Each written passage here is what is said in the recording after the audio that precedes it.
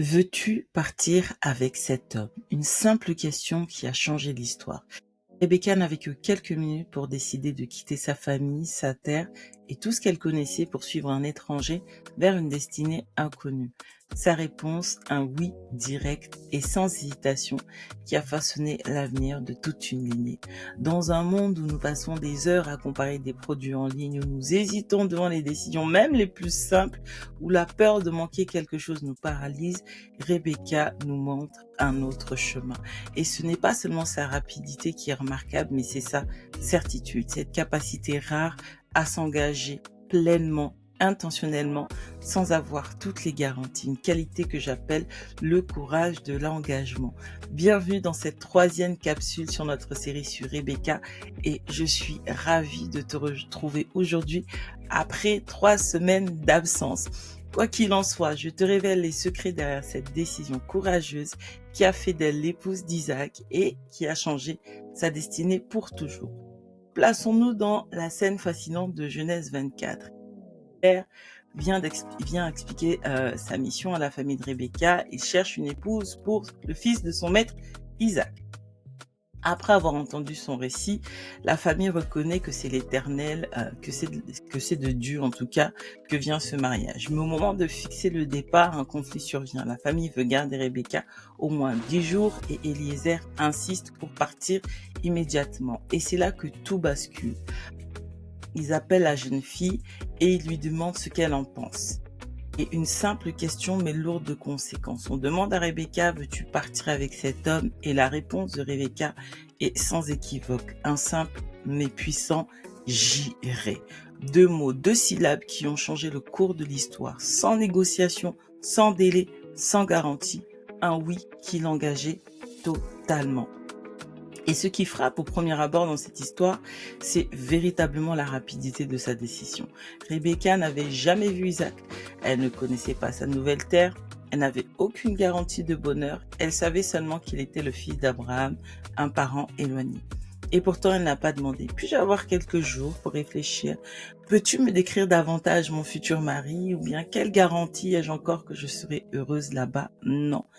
Cette rapidité est d'autant plus remarquable qu'elle concerne l'une des décisions les plus importantes de sa vie, son mariage et son lieu de vie.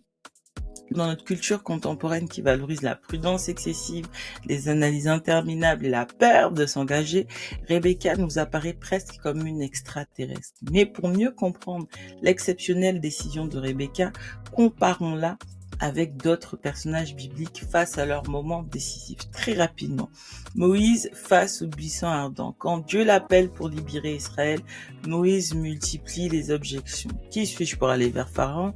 Comment parlerai-je, moi qui ai-je la langue embarrassée? Gédéon face à l'ange, lorsqu'il est appelé à délivrer Israël, il demande non pas 1, mais 2 signes miraculeux avec une toison de laine.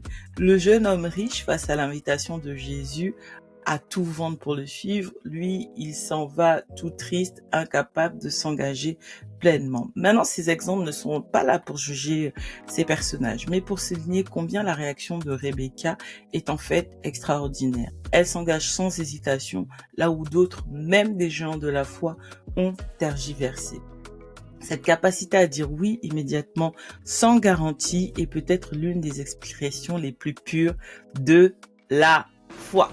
Parce que c'est ce dont on parle aujourd'hui. D'où venait au final cette capacité exceptionnelle de Rebecca à s'engager? Les 3 sources principales sont les suivantes. Premièrement, la reconnaissance des signes de Dieu. Rebecca a su reconnaître que cette proposition n'était pas le fruit du hasard. Eliezer avait prié pour un signe précis, que la future épouse offre de l'eau, non seulement à lui, mais aussi à ses chameaux. Et Rebecca avait accompli exactement cela. Sa décision rapide ne venait pas donc de l'impulsivité, mais de sa capacité à reconnaître un moment kairos. Deuxièmement, Rebecca avait une identité personnelle claire. Elle savait qui elle était. Sa réponse rapide révèle en fait une femme qui connaissait ses valeurs, ses capacités et sa mission. Sans cette connaissance de soi, l'engagement est impossible, tout du moins très compliqué. Et c'est l'une des clés les plus souvent négligées dans le processus de préparation au mariage. plus nous sommes clairs sur notre identité, plus nos décisions deviennent rapides et assurées. Troisième source de son courage, de sa foi, c'est une ouverture fondamentale à l'avenir. Rebecca possédait cette qualité rare d'être orientée vers l'avenir plutôt que prisonnière du passé. Sa réponse immédiate révèle une femme qui a embrassé un nouveau chapitre, même inconnu. Cette ouverture, cette capacité, cette attitude à recevoir, et j'ai envie de dire à amener le futur dans son présent, est peut-être la caractéristique la plus remarquable de Rebecca et la plus difficile à cultiver pour nous aujourd'hui. Maintenant, j'aimerais qu'on passe un peu de temps sur la nature profonde de son oui. Le oui de Rebecca n'était pas seulement rapide, il était d'une nature particulière qui mérite un peu d'attention. Premièrement, son j'irai révèle 4 caractéristiques essentielles. C'est un oui complet et total, sans condition, sans garantie, mais total. Deuxièmement, c'est un oui personnel. Elle ne dit pas nous irons ou si ma famille le permet, c'est sa décision personnelle. Troisièmement, c'est un oui orienté vers l'action. Elle utilise le verbe j'irai qui implique une mise en marche immédiate, l'intentionnalité, si je peux dire comme ça.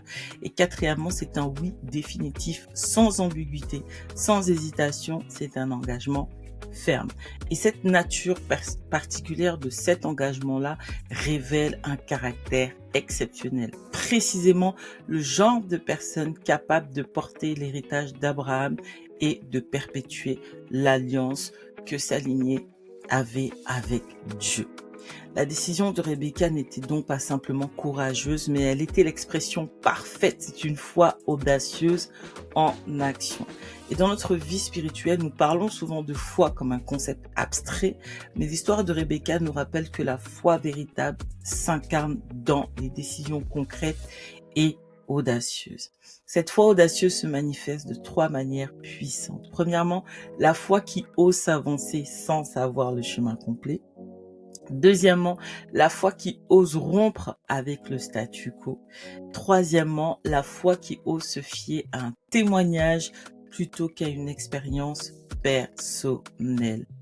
Dans un monde qui valorise l'expérience personnelle notamment au-dessus de tout, Rebecca nous rappelle que la foi audacieuse consiste parfois à croire le témoignage des autres et à agir en conséquence. Notre tendance moderne exige des preuves tangibles avant tout engagement et l'opposé de cette foi audacieuse. Nous voulons des garanties, des démonstrations, des certitudes.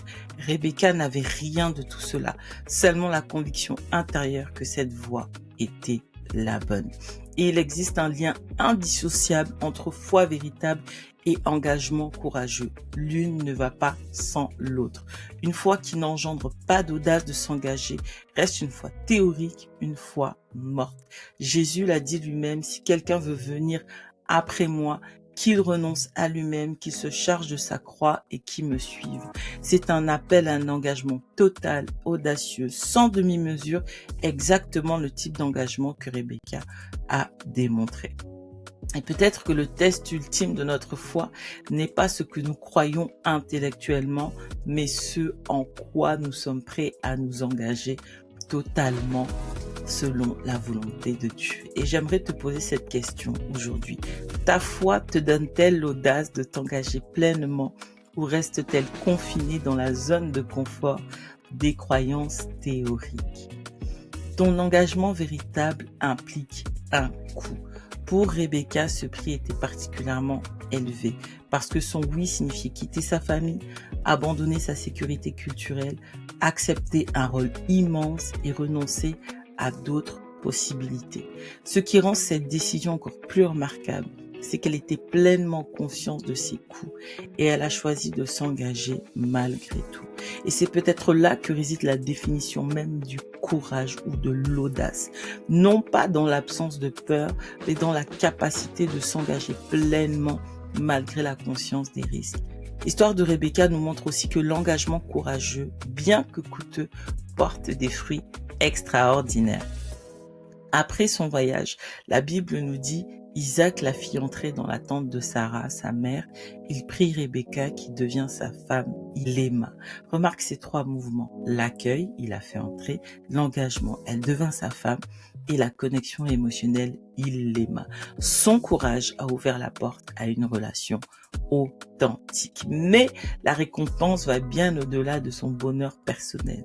Elle devient une porteuse de l'alliance.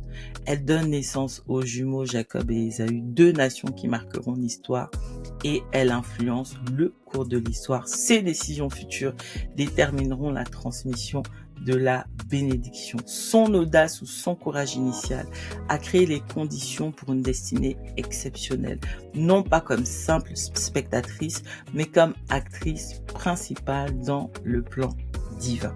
Et l'attitude de Rebecca nous rappelle une vérité paradoxale. C'est souvent dans l'engagement total que nous trouvons la plus grande liberté. Maintenant, la question aujourd'hui que tu te poses peut-être, c'est comment toi, aujourd'hui, tu peux développer ce courage de l'engagement dans ta vie quotidienne. Premièrement, cultive la clarté intérieure. Comme Rebecca, tu dois d'abord savoir qui tu es, ce que tu valorises pour avoir cette clarté intérieure, parce que c'est celle-là qui précède la décision courageuse. Deuxièmement, apprends à reconnaître les moments Kairos. Je ne reviendrai pas dessus, j'en ai déjà parlé. Troisièmement, pratique l'engagement progressif. Le courage de l'engagement se développe comme un muscle par une pratique régulière. Quatrièmement, apprends à embrasser pleinement l'incertitude. Rebecca, elle s'est engagée sans avoir toutes les garanties et nous devons réapprendre à vivre avec cette incertitude. Et apprendre à vivre avec cette incertitude nous conduit à vivre par la foi, beaucoup plus que par la vue. Cinquièmement, apprends à recentrer ta vision sur l'essentiel, parce que la peur de l'engagement vient souvent d'une focalisation excessive sur des détails secondaires. Donc, on reprend les choses essentielles et on porte notre focus dessus. En conclusion, ce que je peux te dire, c'est que l'histoire de Rebecca nous rappelle une vérité profonde et fondamentale.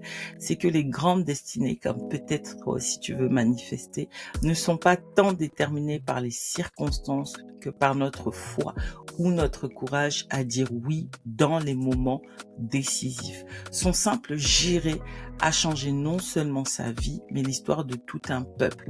Et nos décisions courageuses aussi peuvent avoir des répercussions bien au-delà de ce que nous imaginons. Dans un monde qui valorise les options infinies et l'engagement minimal, Rebecca nous invite à redécouvrir la puissance transformatrice d'un oui complet, personnel, orienté vers l'action et définitif. Dans notre prochaine capsule, nous explorerons le 4e secret de Rebecca, la sagesse de l'influence, ou encore comment elle a subtilement mais profondément façonné le destin de sa famille. Si cette capsule t'a inspiré, je t'invite à identifier une décision que tu reportes depuis trop longtemps. Peut-être est-il temps de trouver ton propre giret. Et n'oublie pas, parfois notre plus grande liberté se trouve précisément dans notre engagement le plus grand. En tout cas, que Dieu te donne la foi et le courage de Rebecca pour reconnaître et saisir les moments décisifs de ta vie et la force de dire oui quand ton cœur sait que c'est le chemin à suivre. Voilà, tu as reçu ta daily dose de sagesse et je suis ravie de te retrouver demain pour ce 4e secret.